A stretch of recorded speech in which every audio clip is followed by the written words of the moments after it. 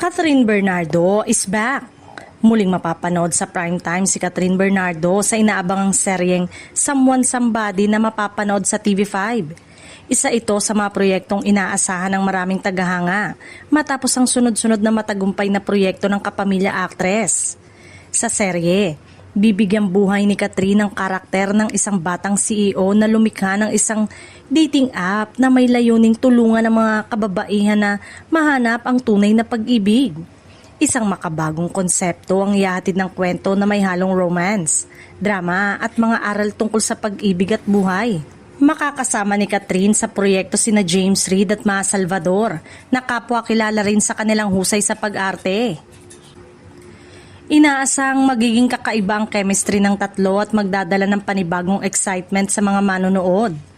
Ang Someone Somebody ay kabilang sa pinakamalalaking handog ng TV5 bilang bahagi ng pinalawak nitong content partnership sa ABS-CBN. Layunin ng kolaborasyong ito na makapaghatid ng mas maraming dekalidad na programa para sa mas malawak na audience.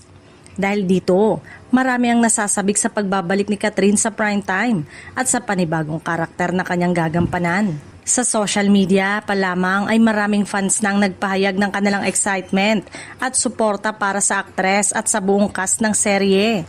Habang hinihintay ang opisyal na petsa ng premiere, inaasahang unti-unti nang ilalabas ang iba pang detalye tungkol sa proyekto kung pagbabasehan ng star-studded cast at kakaibang kwento nito.